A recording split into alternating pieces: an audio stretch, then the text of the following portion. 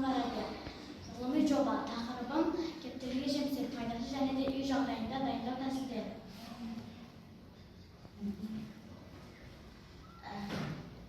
Кептірілген жемістер пайдасы ол кептірілген жеміс адамдардың ағзасына өте пайдалы және де ол ұзақ сақталады.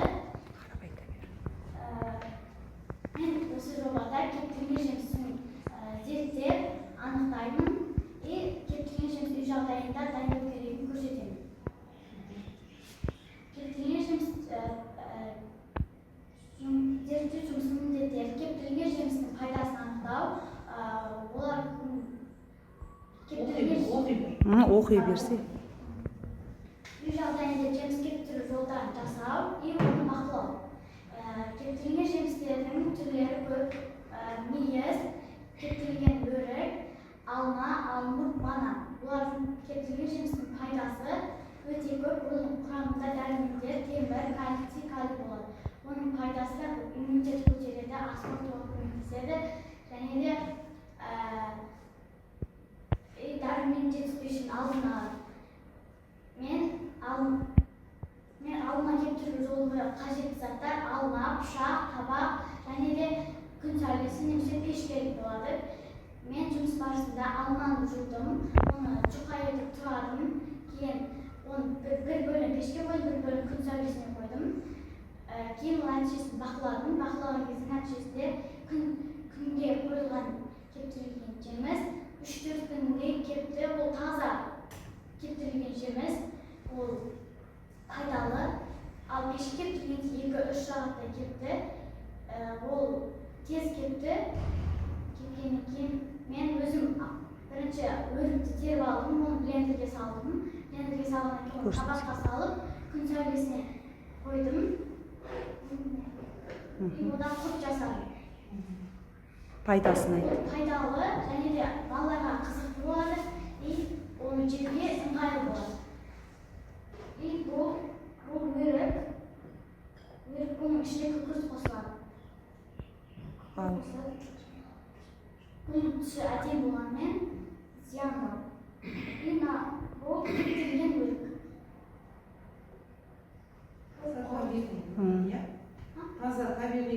Табиғи оны. Адам ағзасына ол зиян. Адам пайдалы, үй жағдайында дайындалған кептірілген жеміс пайдалы. Мен осы кептірілген жемісті зерттедім, зерттегеннен кейін оның пайдасы білдім. Үй жағдайында дайындау керек екен білдім, табиғи өнім пайдалы екен білдім. Сол үшін сіздерге кептірілген жемісті жеуге кеңес беремін. Ол пайдалы. Қазір өмірімізде свет өшіп қалу көп жағдай болып жатыр. Бізге свет алу үшін, электр тогын алу үшін кәдімгі көкөністерден алуға болады. Мысалы үшін картоптан алуға болады және де лимоннан алуға болады.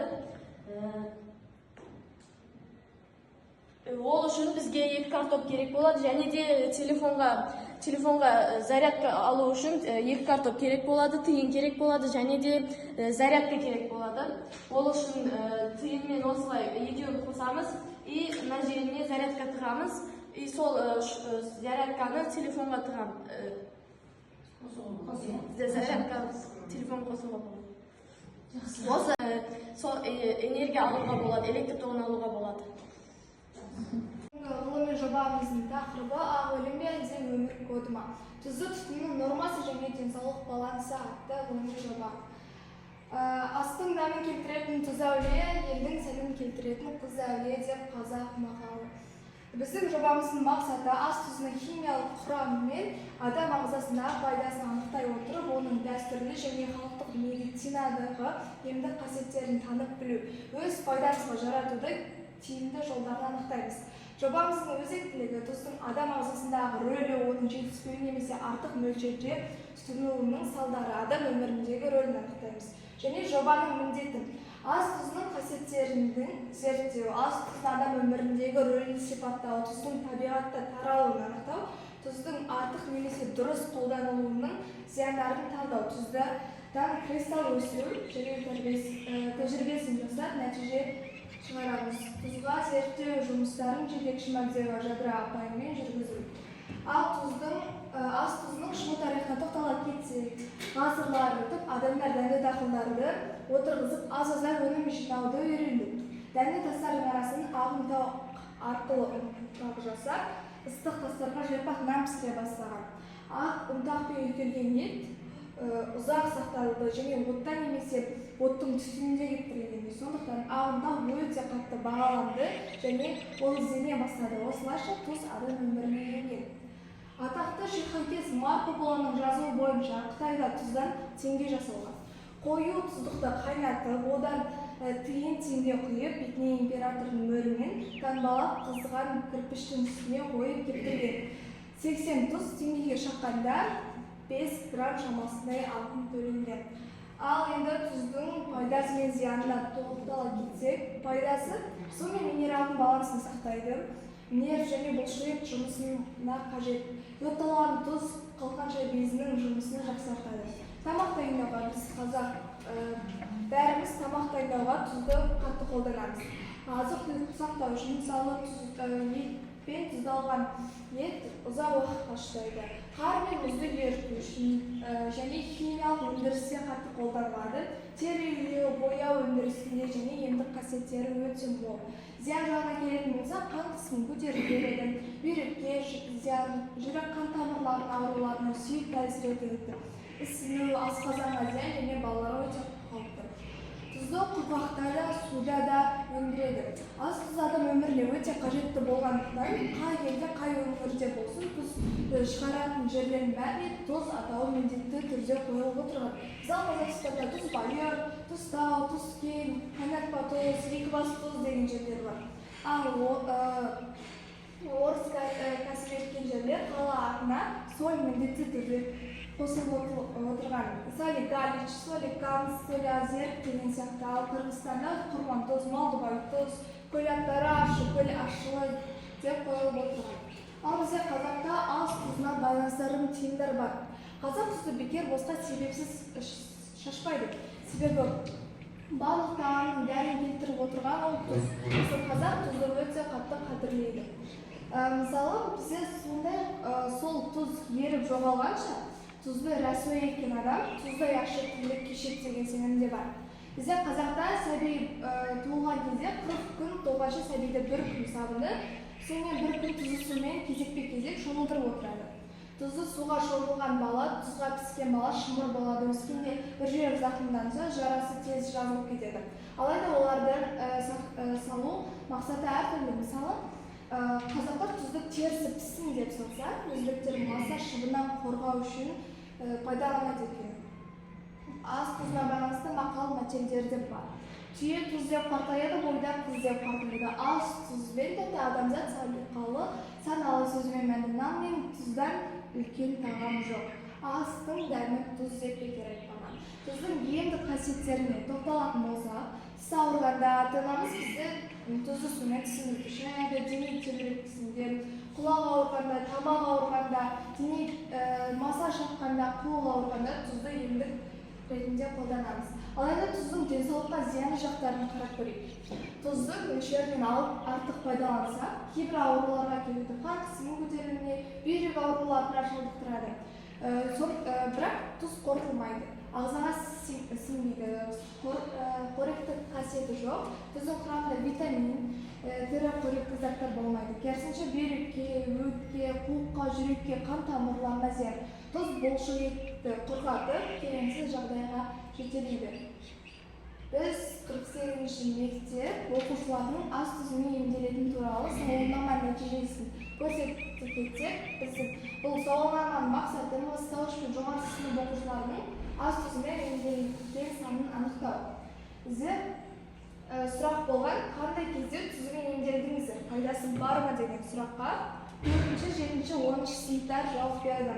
Тамақ ауырғанда ангина кезінде 4-ші сыныптар 10%, 7-ші сыныптар 2%, 10-ші сыныптар 14% қолданылады екен. Бала туылғанда 4-ші сыныптар 4%, 7-ші сыныптар 12%, 10-ші сыныптар 16% қолданылады. Тіс ауырғанда 4-ші сыныптар 5%, 7-ге 30%, 10-ші сыныптар 7% қолданылады екен. Сонда 4-ші сыныптардың барлығы, жетілер, ондардың барлығы 4-ші сыныптар 19%, 7-ші сыныптар 54%, 10-ші сыныптар 37% тұздың емдік қасиетінде қолданылады. Тәжірибе жұмыртқаны алдымен жай суға, сосын тұзды суға саламыз. Жай суда жұмыртқа батып кетеді, тұзды суда бетіне қалқып шығады. Шешімге келетін болса, тұзды суда жұмыртқада батпайтын болса, бойында тұзы бар адамда ол су бассейндерінде батпайды. Себебі тұз жұмыртқамен тығыздықты ұстап тұрады.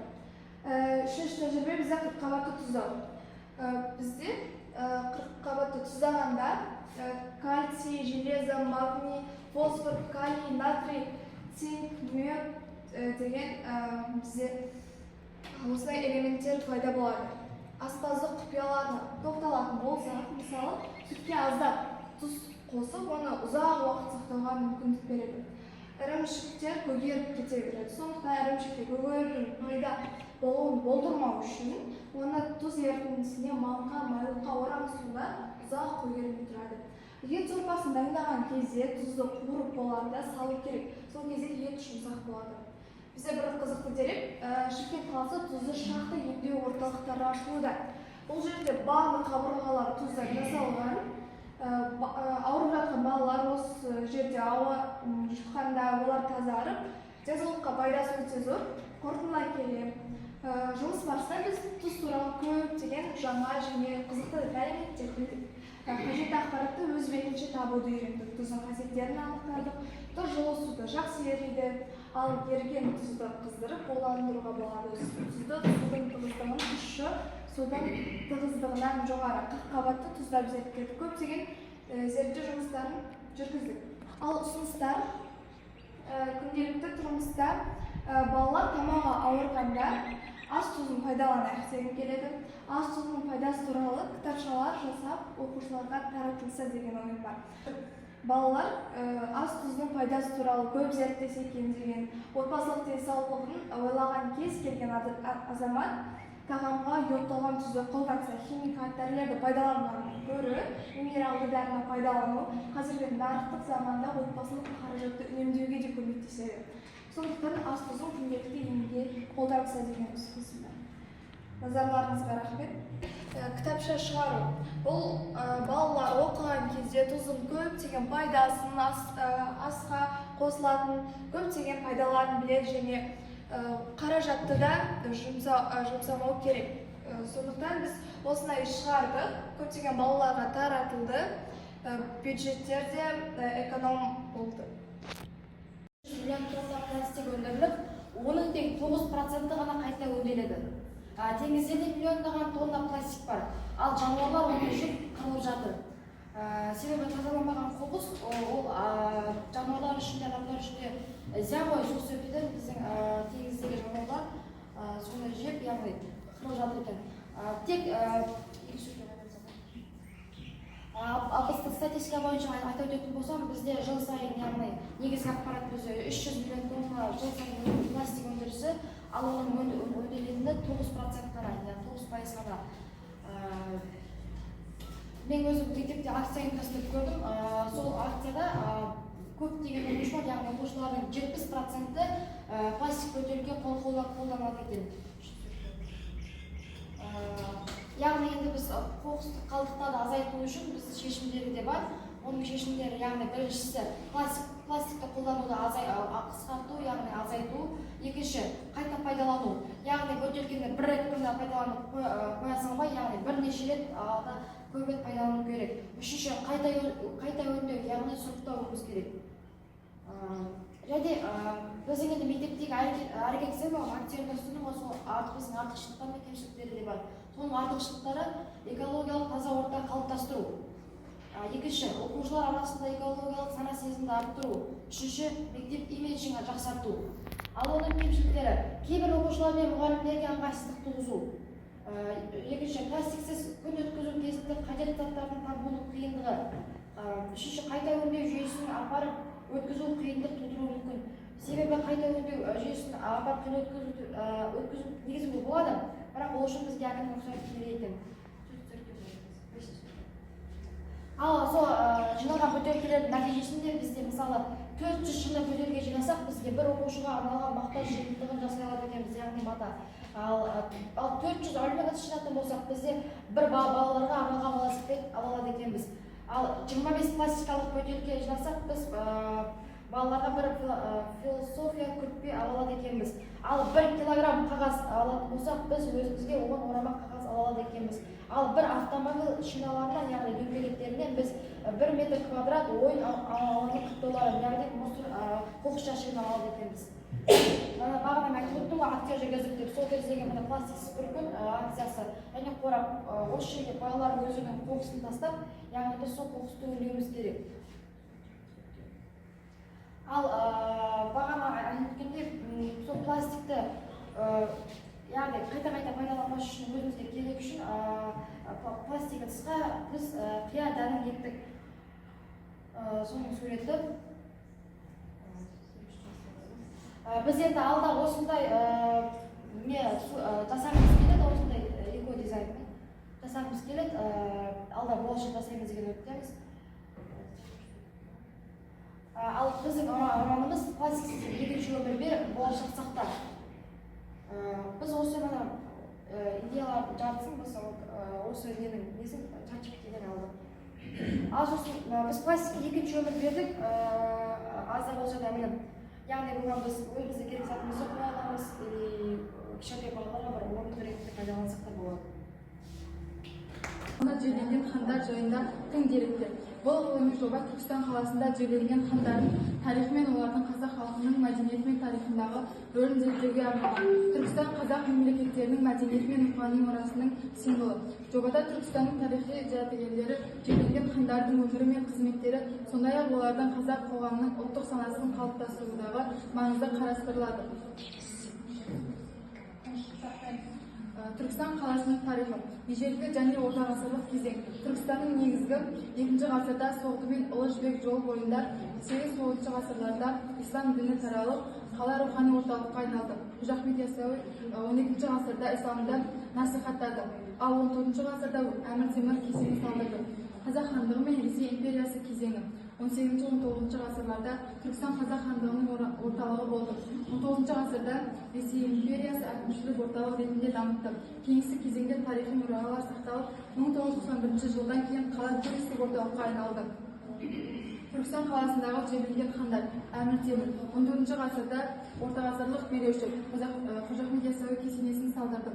Оның кесенесін ЮНЕСКО-ның дүниежүзілік мұралар тізімінде. Керей хан қазақ хандығының негізгі қалаушысы. 15 ғасырда басқарған. Түркістанда жерленуі мемлекеттенудің бастауы мен ұлттық бірлікті нығайту рөлін көрсетеді. Жәнібек хан қазақ хандығын нығайтып, территориясын кеңейтті, әскери қуатын арттырды.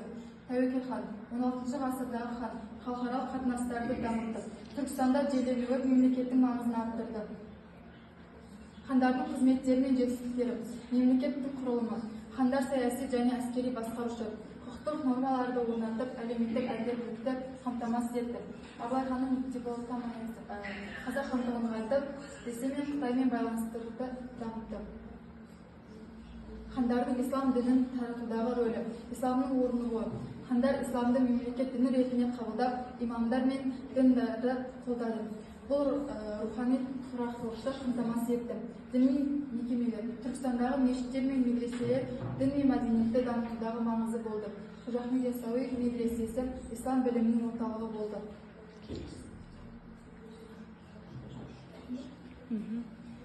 Хандардың мәдениетті дамытудағы рөлі. Ұлттық өнерді қолдау. Хандар музыканы, поэзияны, қолөнерді дамытып, хандар мен жыршыларды дәріптеді. Тарихи жазбалар. Тарихи рашиди және шежірелер қазақ тарихы мәдениетін сақтаудағы маңызы. Көп мәдениеттілік. Түркістан халықаралық сауда мен мәдени алмасу орталығы болды. Тың деректер мен зерттеулер. Археологиялық қазбалар. Түркістанда хандардың қабірлері мен мәдени мұралар табылды. Олардың дәстүрлері мен өмір салты зерттелуде. Тарихи жазбалар. Рашид Бермұхамед Хайзер Дулази еңбектері хандардың тарихи қызметін сипаттады. Хандардың кесенелері. Қожа Ахмет Яссауи кесенесі 1396 жылы салынған орта ғасырлық ислам архитектурасының тамаша үлгісі ЮНЕСКО мұрасы. Тәуке хан кесенесі қазақ хандығының негізін қалаушының кесенесі. Сәулет ерекшеліктері мен тарихи маңызы бар. Қорытынды. Түркістан хандарының тарихи маңызы. Түркістан қаласында жерленген хандар қазақ мемлекеттілігінің қалыптасуына, ұлттық сана мен мәдениеттің дамуына зор ықпал етті. Олардың кесенелері мен рухани мұрасы ұлттық бірлік пен мәдени сәйкестіктің символы болып табылады. Түркістан рухани орталық және тарихи мұраның қайнар көзі. Бұл мұра қазіргі қоғамның рухани қажеттіліктерін қанағаттандырып, ұлттық сана сезімді нығайтады. Пайдаланылған әдебиеттер мен зерттеу әдістері. Тарихи аналитикалық, археологиялық, мәдениеттеу және салыстырмалы талдау әдістері қолданылады. Негізгі әдебиеттер: Бесбаев, Мұханов, Смағұлова және басқалар. Ғылыми жаңалықтар. Түркістандағы қазбалар мен тарихи жазбалар негізінде хандардың рөлі мен мұрасы толықтырылды. Дыбыс пен шудың адам ағзасына әсері. Дыбыстың ортаның денсаулық тигізетін пайдасы мен зиянын зерттеу. Дыбыс әлем және оның маңызы. Дыбыс біздің қоршаған ортаның ажырамас бөлігі. Ол ақпарат алмасу, қауіпсіздікті сезу және эмоциялық тепе-теңдікті сақтау үшін қажет. Дегенмен заманауи өмірде шу деңгейі үздіксіз өсіп, адам денсаулығына қауіп төндіруде. Пайдалы дыбыс, табиғат дыбыстар, музыка, сөйлеу, рухани және эмоциялық тепе-теңдікті қамтамасыз етеді. Зиянды шу үздіксіз жоғары деңгейде шу есі, жүйке және жүрек қан тамырлары жүйесіне зиян келтіреді. Дыбыстық физикалық сипаттамалар. Негізгі ұғымдар: дыбыс серпінді орта таралатын механика толқын, адам құлағы 20 герцден 200 герцге дейінгі жиілікті дыбыс деңгейі децибел бірлігімен өлшенеді. Шу дегеніміз не? Түрлер мен көздер. Шу адамға жағымсыз, пайдасыз немесе зиянды дыбыс. Ол табиғат және жасанды болуы мүмкін. Өнеркәсіп шу, зауыттар, құрылыс машиналар. Тұрмыстық шу, музыкалық, теледидар, тұрмыстық техника, үй ішіндегі негізгі көз. Көлік шуы, автомобиль, пойыз, ұшақ, халық ортаның негізгі ластану көзі. Құрылыс шуы, балға бетон кесу және жоғары деңгейде шу. Шудың есту мүшелері әсері. Есту қабілеті бұзылуы, ұзақ уақыт бойы 85 дБ ең жоғары шуға ұшырау ішкі құлақтың шаш жасуларын жарқындайды. Бұл жасуша қайта қалпына келмейді.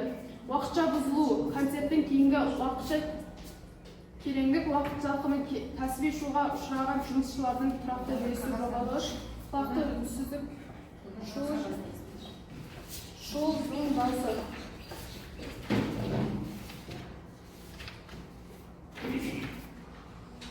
Шудың жүйкесіне әсері. Стресс және мазасыздық, үнсіздік шу кортизол құрамын арттырып, созылмалы стресс тудырады. Ұйқысыздық 40 децибелден жоғары шу ұйқы сапасына төмендеп, ұйқысыздыққа әкеледі.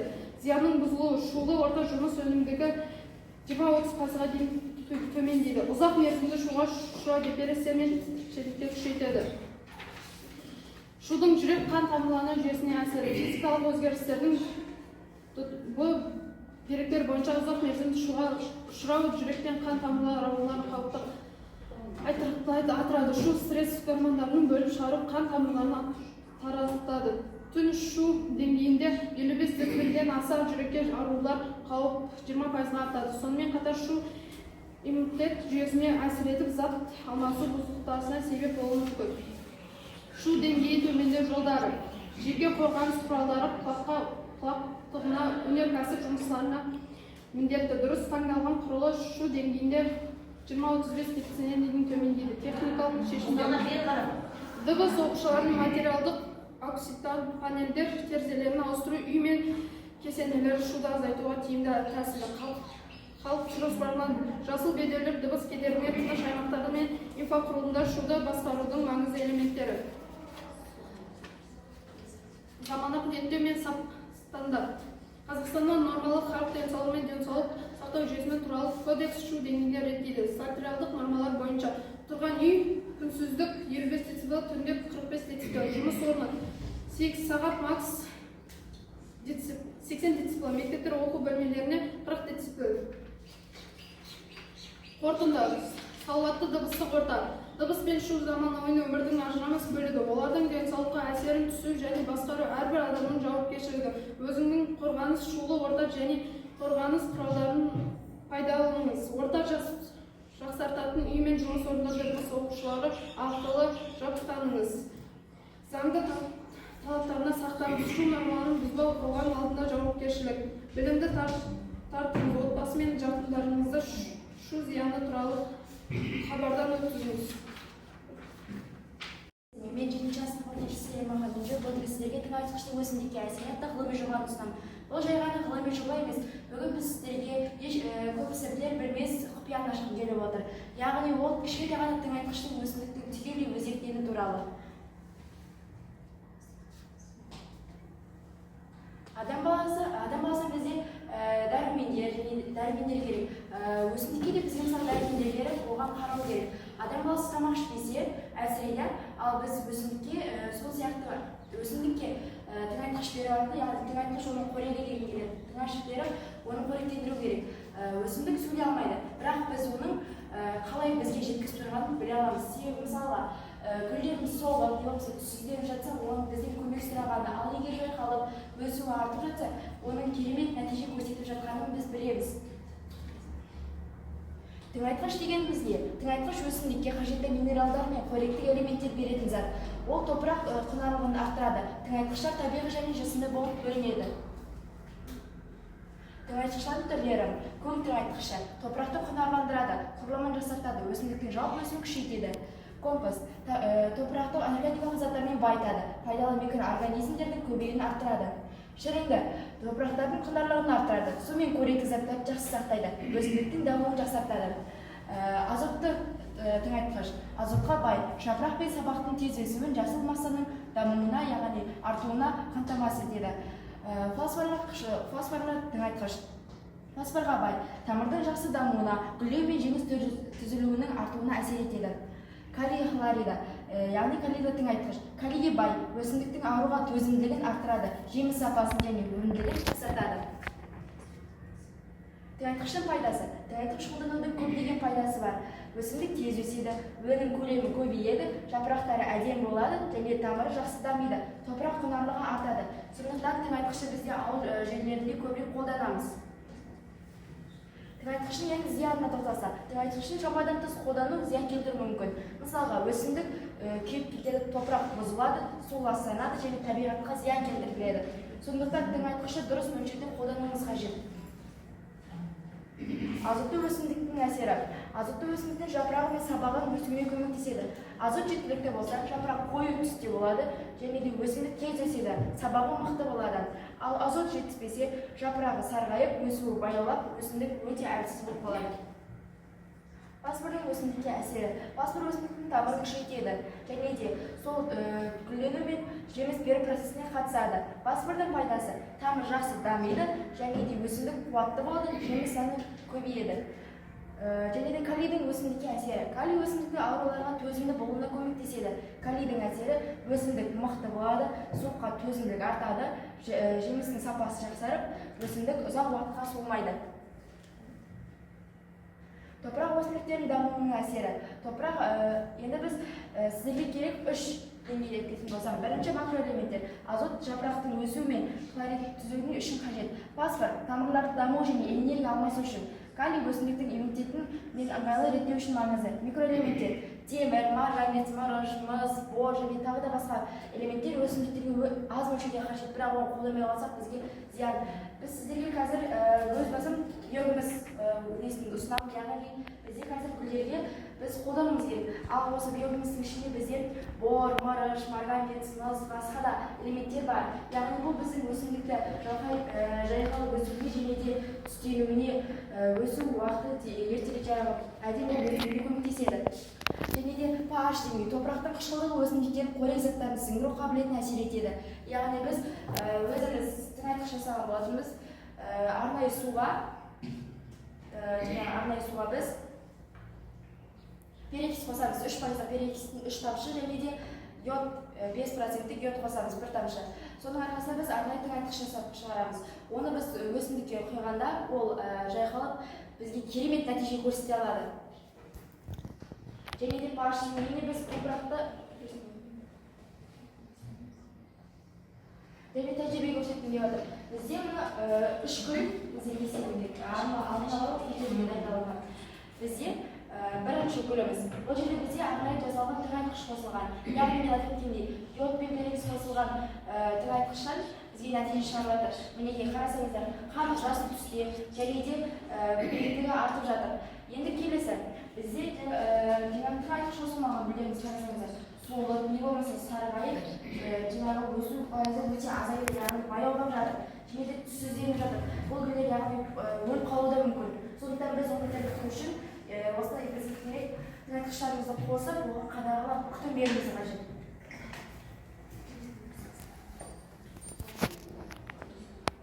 Тыңайтқыш топырақтан жататын бөлме гүлдері сингониум, яғни ерлі бақта, ел бақта, архея және папоротник. Яғни бұл гүлдеріміз бізде қышқылды, яғни топырақтан жатады. Бізде осы тыңайтқыштар арқылы анықтай аламыз. Паш деген индикатордың көмегімен біз топыраққа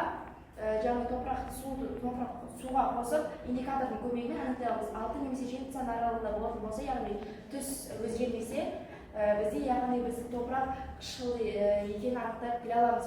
Қандай қышқыл екенін немесе қышқыл емес екенін, ол гүлге әсер етті ме, әсер етпеді ме, сол жағына бақылай аламыз. Ал бейтарап топырақ анықтайтын гүлдер, алоэ, кактус, фикус, геран және хлорофитус, осы гүлдер арқылы біз біле аламыз. Яғни мысалға, алоэ гүлін алатын болса, алоэ бізде күнді ната бермейді. Яғни жарыққа қатты қойылуға болмайды дегенде. Тәжірибе нәтижесін көрсетем. Тәжірибеде қосылған өсімдік 14 күнде өсті. Яғни тыңайтқыш қосылған өсімдік 14 күнде 12 сантиметрге өсті. Жапырағы қою жасыл болып, сабағы мықты болды. Ал тыңайтқыш қосылмаған өсімдік 14 күнде тек 4 сантиметрге өсті. Өсуі баяу болып, жапырағы әлсіз болды. Орталай келсем, тыңайтқыш өсімдіктердің өсуіне үлкен әсер етеді. Ол өсімдіктің тез өсуіне, жақсы дамуына және өнімнің көбеюіне көмектеседі. Әсіресе азот, фосфор және калий өнімділік үшін өте маңызды элементтер болып табылады. Бірақ тыңайтқышты артық қолдануға болмайды. Оны дұрыс мөлшерде пайдаланып білу керек. Гүлімізді қарасаңыздар, міне солып жатыр, яғни бізде тыңайтқыш берілмеген, әлсіреп жатыр, яғни екеуіне де су, жарық бірдей түсті, бірақ тыңайтқыштан қарасаңыздар, тыңайтқышсыз өскен гүліміз әлсіреп жатыр. Ал тыңайтқышпен өскен гүліміздің міне қарасаңыздар нәтижесін үлкен әрі биік, әрі сабағы ұзын болып жатыр. Яғни бұл керемет нәтиже. Басталған кезде біз екі гүлді бастапқы зерттеуге алдық. Бірінші біздің осы гүліміз бастапқыда екеуінде бірдей болды, бірақ біз өзіміз арнайы тыңайтқышпен осы гүлді бірінші баптадық. Екеуіне де су бірдей құйылды, күн сәулесінде тұрды, арнайы күтім берілді, бірақ тыңайтқыш қосылған гүл бізде сабақтары да өзі де қаны жасыл түске боялып, үлкен әрі биік болып өсті. Ал енді бізде тыңайтқыш қосылмаған, бірақ су, күн, жаз әсер еткен гүлдер бізде қарасаңыздар, жаңағы сабағы түсіп, яғни әлсіреп жатыр. Тыңайтқыш яғни өсімдікке бізде өте керемет үлесін қоса алатын, мен осы арқылы дәлелдеп шықтым.